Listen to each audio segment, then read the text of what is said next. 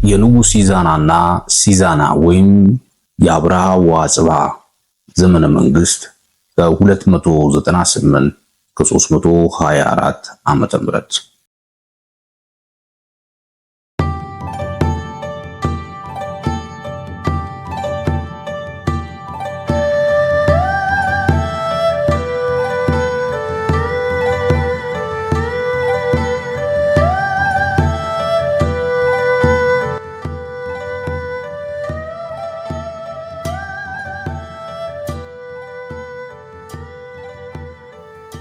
የኢትዮጵያ መናገሻ ከተማ አክሱም ከሆነች በኋላ ከአክሱም ነገስታት ውስጥ እጅግ ስመጥርና ገናና የሆኑት ነገስታት ኢዛናና ሲዛና ወይም ክርስትናን ከተቀበሉ በኋላ ስማቸው አብርሃና አጽብሃ የተባሉት ናቸው። ክርስትና የገባውም በእነዚህ ወንድማማቾች ነገስታት መሆኑን አይተናል። ይሁን እንጂ እነዚህ ወንድማማቾች በአንድ ላይ ሆነው በአክሱም ነግሰው የነበረ ቢሆንም በብዛት ግን በዘመናቸው የተፈጸሙት ታሪካዊ ክንውኖች በኢዛና ወይም በአብርሃ ስም ብቻ ነው የሚታወቁ። ስለዚህም ከኢዛና ጋር አብሮ ወንድሙ ሲዛና እንዳለ እያሰብን ታሪኩን መቀጠል እንችላለን። ከታሪኩ ጋርም ንጉስ ኢዛና በዘመነ መንግስቱ ያስቀረጻቸውን ሐውልቶችና በላያቸው ላይ የተጻፈባቸውን ጽሑፎች እንደወረደ እንመለከታለን።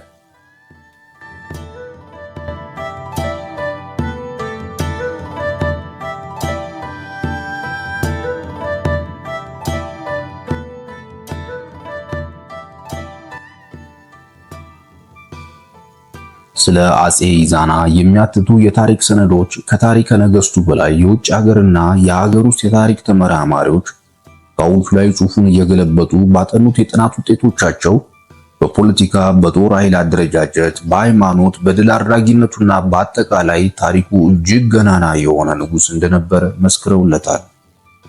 ሄንሪ ሳልት የተባለው የእንግሊዝ ሊቅ በ1809 ዓ.ም ከአክሱምና ከየዋ ሐውልቶች ላይ ያገኘውን ጽሑፍ ገልብጦ ለመጀመሪያ ጊዜ ሲያሳትምና ለሌሎች መነሻ ከሆነ በኋላ ማለትም ከኮስማስ በኋላ ሌሎች ተመራማሪዎች በአክሱምና በአካባቢው ልዩ ትኩረት አደረጉ።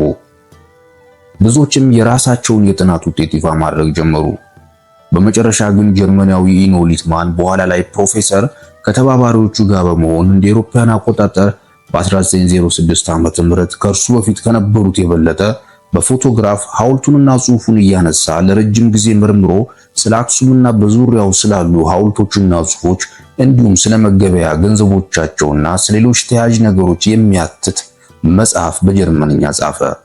የመጽሐፉ ስም በጀርመንኛም ዶይች አክሱም ኤክስፔዲሽን ይባላል። እናም ይህ መጽሐፍ እንደ አውሮፓውያን አቆጣጠር በ1913 ዓ.ም አሳተመ። ከዚህ መጽሐፍ በኋላም በርካታ ጸሐፊዎች ስለ አክሱም ለመረዳትና ለመጻፍ ቻሉ።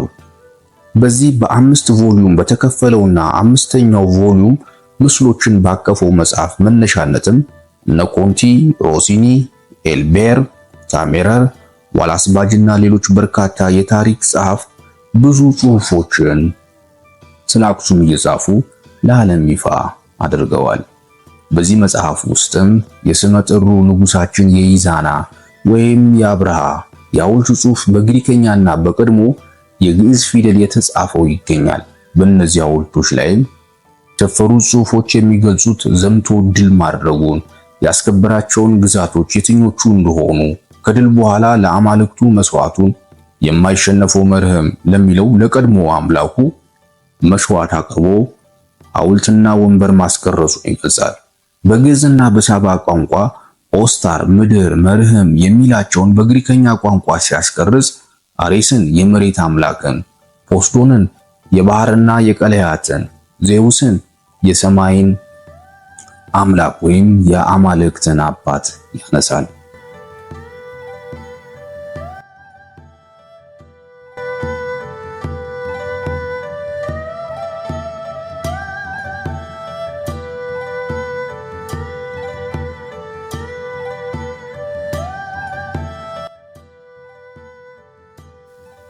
ስለዚህ የኢትዮጵያ መናገሻ ከተማ ናፓታና መርዌ በነበሩ ዘመን የአክሱምና የአካባቢው ነዋሪዎችና ሹማምንት በአንድ ኢትዮጵያዊ ስር የነበሩ መሆናቸው እንዳለ ሆኖ ነገር ግን አክሱሞች ለዋናው ጠቅላይ ንጉሠ ነገሥት ወይም ለማዕከላዊ መንግስት የሚጠቀሙባቸውን ግብር በሰላም ያስገቡ የነበረውን የመሆኑን ያህል አሁን ደግሞ አክሱማውያን በገነኑበት በኢዛና ዘመን እነዚያኑ ሀገሮች በፋንታው ማስገበሩን በሐውልቱ ጽሑፍ አስፍሮት ይገኛል።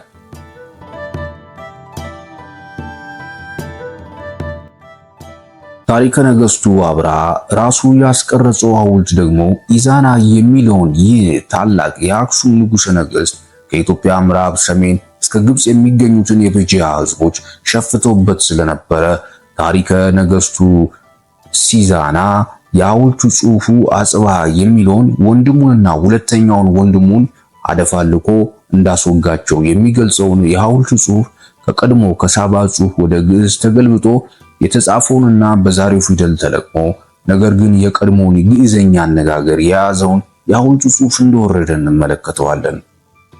ይህ ከላይ ያየነውን የሐውልት ላይ ጽሑፍ የጎደለውን እየሞሉ በደንብ አብራርተው የጻፉትና በየመጽሐፎቻቸው ያካተቱትን ጻፍ ማለትም ፕሮፌሰር ኢኖ ሊትማን፣ ኤልቤር ካሜረን እና ኮንቲ ሮሲንን ጠቅሰው በእነርሱ መነሻነት ጽሑፉን ወደ አማርኛ የተረጎሙት ደግሞ አቶ ተክለ ጻዲቅ መኩሪያ ሲሆኑ በአማርኛ እንዲህ የሚል ትርጓሜ እንዳለው ገልጸዋል።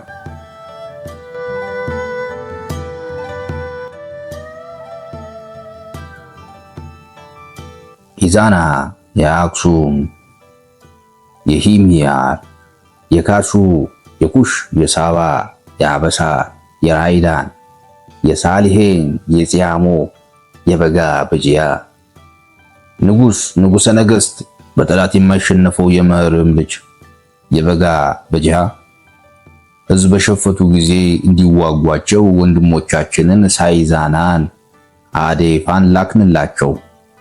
እነርሱም ወደ በጂያ ሀገር በደረሱ ጊዜ 6 ነገሥታት ከነነገዶቻቸው ተገዝተው ገቡላቸው።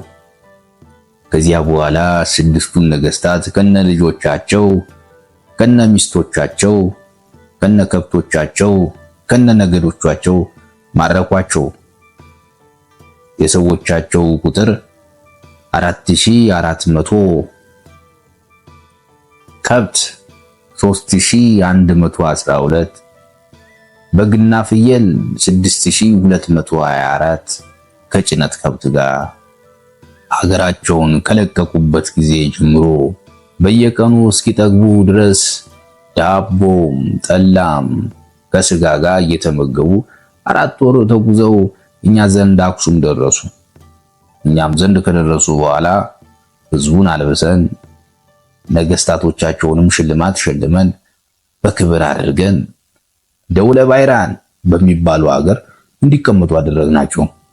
ለእያንዳንዱ ንጉሥ 4190 በሬ ወይም ሰንጋ በድምሩ ለስድስቱ ነገሥታት 25140 ሰንጋ እንዲሰጣቸው አደረገን። ይህንንም አንድ የወርቅ፣ አንድ የብር፣ አንድ የነሐስ 3 ሐውልት ለወለደን ለምህር መታሰቢያ አድርገን ሰጥተናል። ይህን መታሰቢያ ሐውልት ያበላሸ ወይም የጣለ እርሱ ይሙት፣ ዘሩም ልጆቹም ከሀገር ይጥፉ። ያከበረው ግን የተከበረ ይሁን፣ በደንብ በክብር እንዳስቀመጥነው የኛ ዝና ይዞ በከተማችን እስከ ዘላለም ይኑር። ለምህርም አንድ የቅጥር ቦታና አንድ ሰፊ ሸንጎ ሰጥተናል ይላል።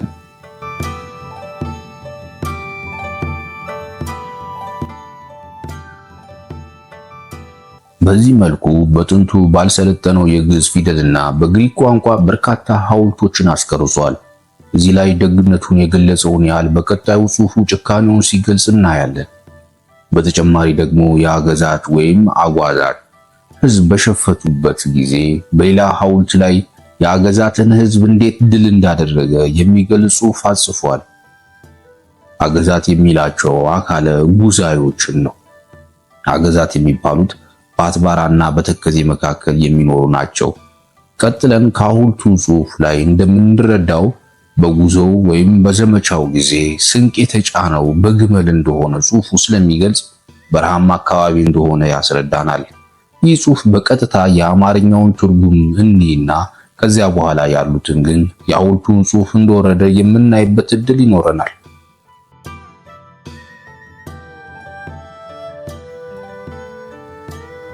ኢዛና የእለሜዳ ልጅ ከሄለን ወገን የሆነ የአክሱም፣ የይሜር፣ የራይዳን፣ የሳባ፣ የሳህሌ፣ የጽያሞ፣ የብጋ፣ የካሱ ንጉሠ ነገሥት በጠላት የማይሸነፈው የመርዕም ልጅ አገዛት አንጋቦ ድረስ መጥተው ስለነበረ ንጉሳቸውን አባ ሊቄዋን ከነ ሕዝቡ አገኘ ነው።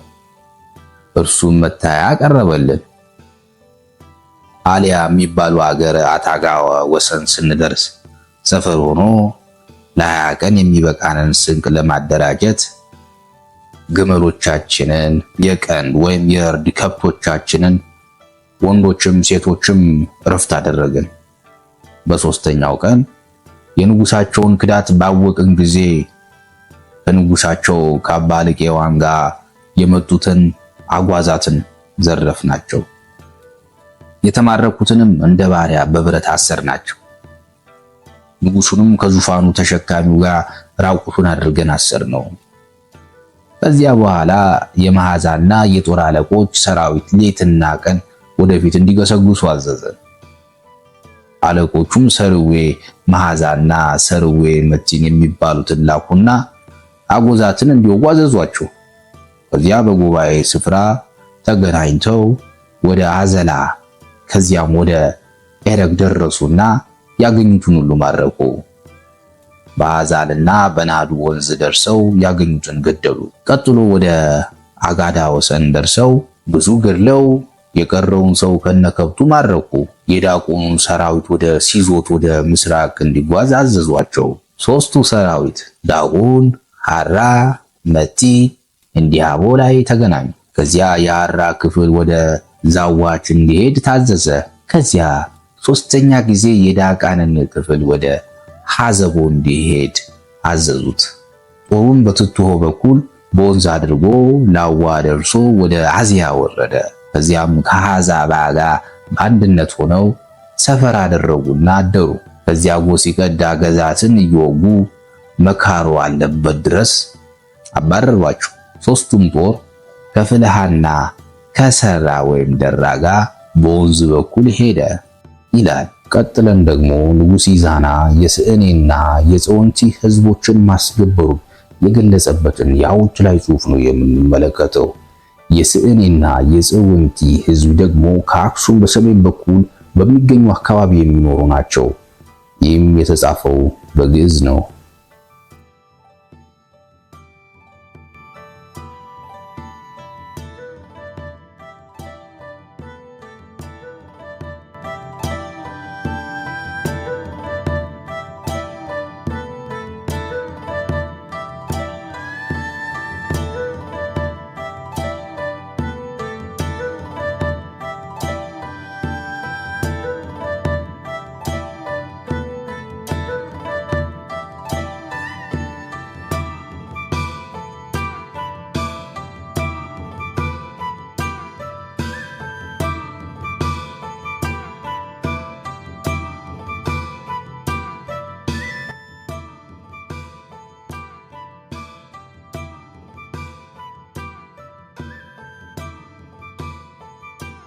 ይህ ያየነው ሐውልትም ተመሳሳይ ሐተታ የሰፈረበትና የድሉን ውጤት የሚያበስርበት የስዕኔና የጽዮንቲ ህዝቦችን እንዴት እንዳስከበራቸው በተመሳሳይ ሐተታ የገለጸበት ነው።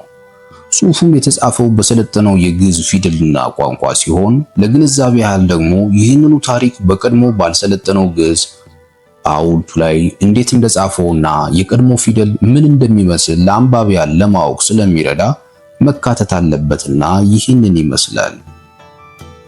የንጉሥ ኢዛና የመጨረሻውና ትልቁ ሐውልቱን ቀጥለን ስናይ ደግሞ በዚሁ ሐውልት ላይ ከሰፈረው ጽሑፍ ጋር አንደኛ ራሱ ዘምቶ ኑቢያን ማስከበሩን፣ ሁለተኛ የሃይማኖት ለውጥ ማድረጉን፣ ሶስተኛ የፊደል ማሻሻልን ተግባር በዘመኑ መፈጸሙን አብረን የምንረዳው ይሆናል። ንጉሥ ኢዛና ከዚህ በፊት ባየናቸው ጽሑፎች ወንድሞቹንና የጦር አለቆቹን እየላከ ሲያስገብር እንጂ ራሱ ዘምቶ እንዳስገብር አልገለጸም። እነዚያ ወደ ደቡብና ወደ ኢትዮጵያ ሰሜን ምዕራብ ወደ በጂያ የተደረጉ ስኬታማ ዘመቻዎች ሁሉ በመልእክት የተደረጉ ናቸው። አሁን ደግሞ ንጉስ ኢዛና ራሱ የቀድሞ የናፓታ ቀጥሎ የመርዌ መንግስት ይባል የነበረውንና በተለያዩ የግብጽ ወራሪዎች በሆኑ ኃያላን ከግብጽ ጋር አብረው እየተጓዘ የቆየውን የቀድሞ ኢትዮጵያዊ ግዛትና መናገሻ የነበረውን ሀገር አሁን የአክሱም መንግስት በገነነበት ሰዓት እንዳስከበረ ሊገልጽልን ነው። ይህ ሐውልት የኢዛናን ድል አድራጊነትና ግዛት ማስፋፋት መቻሉን ከመግለጹም ባሻገርም ለሀገርና ለሕዝብ አስፈላጊ የሆኑ ተጨማሪ ነገሮችን ማሻሻሉን ያመለክታል። በመጀመሪያ የእርሱ ነገድ የሆኑትን የአባቶቹን የሳባውያን ከደቡብ አረብ ይዘው የመጡትን ፊደላቸውንና ከእርሱ በኋላ የተተካውን የግዕዝ ፊደል አናጋሪ ሳይኖረው ሀ ለ ሐ መ እየተባለ ሲሰራበት የቆየውን ከዚህ በፊት እንዳየነው አዘነ፣ ነገሰ፣ አከሰመ ይል የነበረውን ኢዛና ንጉስ አክሱም ተብሎ እንዲነበብ በማድረግ ሁ ሂ ሃ ሉ ሊ ላ የሚሉትን ተጨማሪ የሆሄያት ዝርዝሮችን እንዲካተቱ ያደረገው ንጉስ ኢዛና እንደሆነ የሚያስረዳ ሐውልት ይኸው ቀጥለን የምናየው ሐውልት መሆኑ ነው። ለመጀመሪያ ጊዜ እነዚህ ነቁጣዎች የተካተቱበት ፊደል በኢዛና ዘመን ስለሆነና ከዚህ በፊት ታይተው ስለማይታወቁ መሻሻል ያደረገው እርሱ ራሱ እንደሆነ ማረጋገጥ ቀላል ነው። ይህ ማለት ግን ሐሳቡን ያፈለቀው ራሱ ኢዛና ነበር ለማለት አያስችልም። ምናልባትም የዘመኑ ሊቃውንቶች ያፈለቁት ሐሳብ ሊሆን እንደሚችልና ተግባራዊ እንዲሆን ንጉሱ እንደፈቀደላቸው ልናስብ እንችላለን። ያም ሆነ ይህ ግን ይህ የፊደል መሻሻል በኢዛና ዘመነ መንግስት በ300ኛው ዓመተ ምህረት ተግባራዊ ተደርጎ ያልሰለጠነ ይባል ከነበረው የግዕዝ ፊደል የሰለጠነ ብለው የሰየሙት የግዕዝ ፊደል አገልግሎት ላይ ውሏል። በኋላኛው ዘመን ደግሞ ይሄው ዛሬ ለምንጠቀምበት ፊደልና ቋንቋ ለአማርኛ ሙሉ ግልጋሎት እየሰጠ ይገኛል። ይህም ኢዛና ከፈጸማቸው ድንቅ ተግባራት በዋነኛነት የሚጠቀስ መሆኑ የበርካታ ሊቃውንት ስምምነት ነው።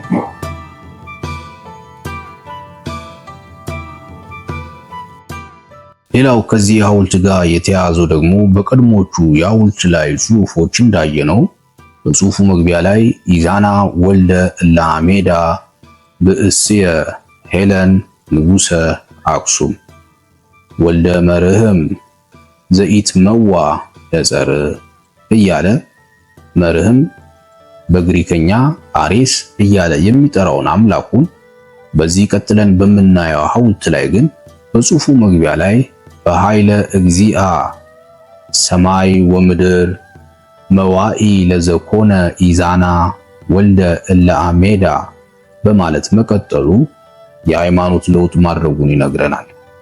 በአጠቃላይ ንጉስ ኢዛና የፊደልና የጽሑፍ መሻሻል፣ የግዛት ማስፋፋት፣ ከክርስትና በኋላ ከኃያላን ክርስቲያናዊ መንግስታት ጋር ወሳኝ የሆነ ዲፕሎማሲያዊ ግንኙነት ከሌሎች በተሻለ ሁኔታ መመስረቱና ወደፊት እንደምናገኘው ለጭቁኑ ክርስቲያኖች ነጻነት በመቆም ወደ ተጨቆኑበት ሀገር እየዘመተ ነጻ በማውጣት እንዲሁም ተስፋቸው ሊሆን በመቻሉና በዘርፈ ብዙ ነገሮች ራሱ ገናና ንጉስ ሆኖ አክሱምም የበለጠች ገናና እንድትሆን አድርጓታል። በዚህ ሐውልት ላይ የተጻፈው ጽሑፍ ጭብጡ የኖባ ወይም የኑቢያ ሕዝብ ከተከዜ ወዲያ ያሉት በዚያ ዘመን ኖባ፣ ሶባ፣ ባሪያ፣ መንጉርቶን፣ ሐሳን እየተባሉ የሚጠሩት ሕዝቦች አንገዛም ብለው ስለሸፈቱበት እነዚያን ሕዝቦች ራሱ ዘምቶ ተከታትሎ እንደወጋቸው ሰራዊቱን እየላከ በኃይል አሸንፎ ማስከበሩን ድል ባደረገበት በተከዜና በማዶ ድንበር መካከል ባለው ቦታ አንድ ከድንጋይ የተሰራ ዙፋን ለአምላኩ ለእግዚአብሔር መታሰቢያ ይሆን ዘንድ ማሰራቱን ነው የሚገልጸው። በተጨማሪም የማረካቸው የወንዶችና የሴቶች እንዲሁም የከብቶች ብዛት ይገኛል። በመጨረሻም ያንን ለእግዚአብሔር መታሰቢያ ብሎ ያሰራውን ዙፋን ያፈረሰ ሰው የተረገመ ይሁን ብሎ ይደመድማል። በጊዜ ብዛት አርጅተው የማይነበቡ ፊደሎችንም ኢኖ ሊትማን በክብ ቅንፍ ውስጥ የጎደሉትን አንዳንድ ፊደላት ለማሟላት ችለዋል።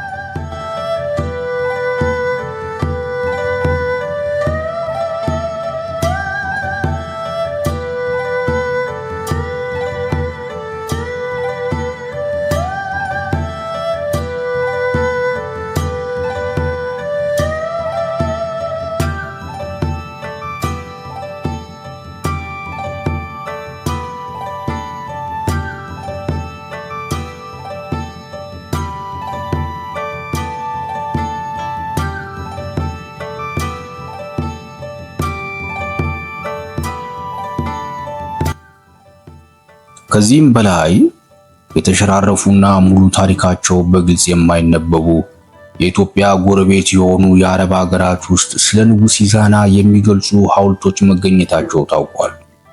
እነዚህ ሁሉ ያየናቸው ኢዛና በዘመኑ ባስቀረጻቸውና ባጻፈባቸው የሐውልት ላይ ጽሑፎች ውስጥ የተጠቀሱት ሀገሮች ከፊሎቹ በኢትዮጵያ በአክሱምና በአካባቢው፣ የቀሩት ከኤርትራ ባህር ማዶ በአረብ ሀገራት ውስጥ የሚገኙ ናቸው። አንዳንዶቹን ቀደም ሲል በየት አቅጣጫ እንደሚገኙ አይተናል። ከቀሩት ውስጥ ዋና ዋናዎቹ ደግሞ ለምሳሌ ጺያሞ የሚለው ከአክሱም በደቡብ ምስራቅ በኩል የሚኖሩ የነበሩ ልዩ ልዩ ነገዶች መጠሪያ ነው።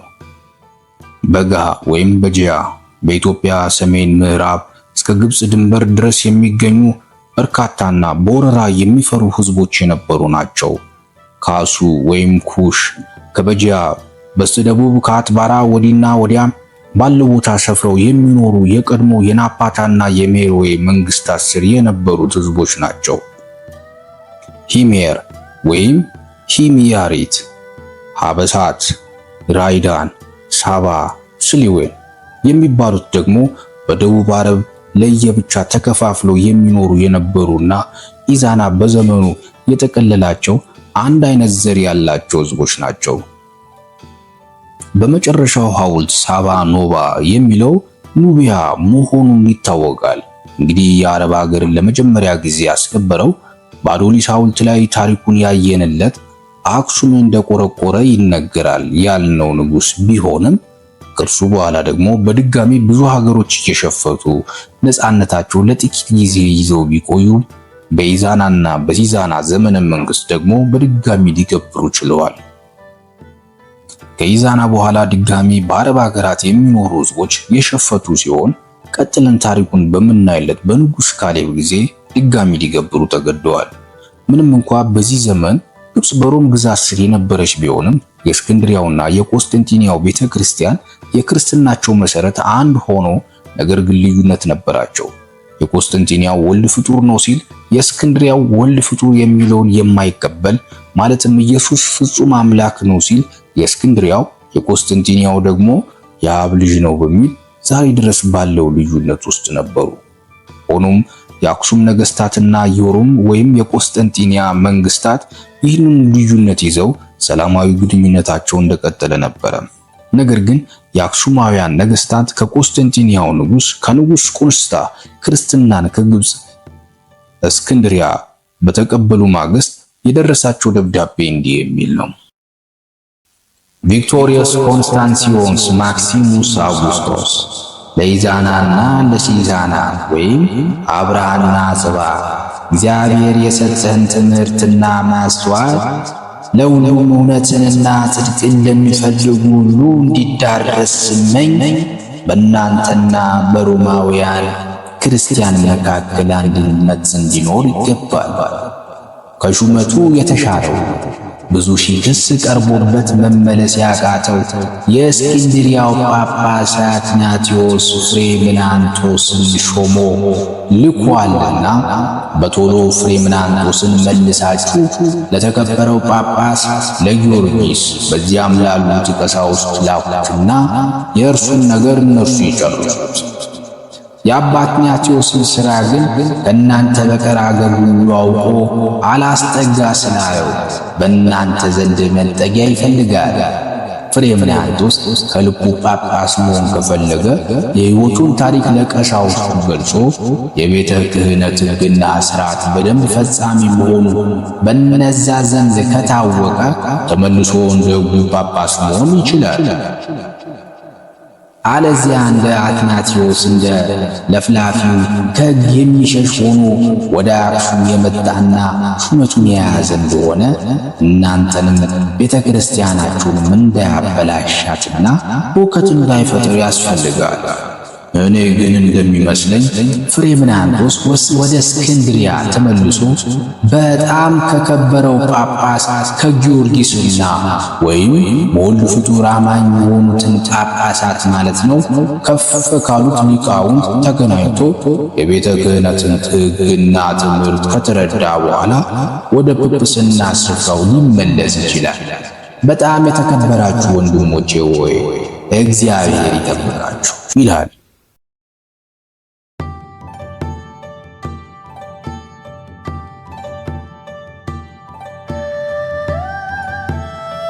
ይህም ደብዳቤ ከቁንስጣ ወደ ኢዛና የተላከው በአንድ ህንዳዊ በሆነ ቾፍሎሽ በሚባል ቦልድ ፍጡር በሚያምን ሰው አማካኝነት ነበረ።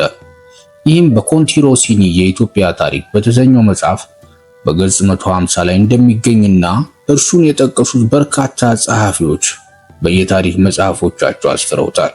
ኢዛና ግን ፍሬምናንቶስን አላባረረም፣ የተባለውንም አልፈጸመም። ከዚያ በኋላ ይመስላል ኃያላኑ ኢትዮጵያን ለማዳከም ቁርጥ ሐሳብ ያደረጉት።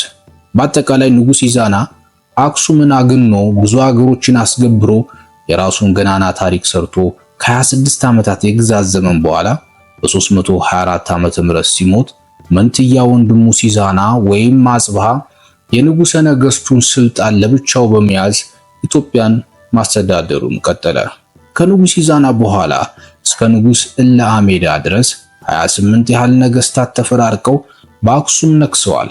በእነዚህ ሁሉ ነገስታት ጊዜ አክሱም የበለጠ እየገነነች መሄዷንና ከስልጡንና ከሃያላን አገሮች ተርታ መሰለፍ መቻሏን ከመርዳት በቀር እያንዳንዱ ንጉስ በዘመኑ ምን እንደፈጸመ በዝርዝር ልክ እንደ ኢዛና የሚገልጽ ታሪክ የለም።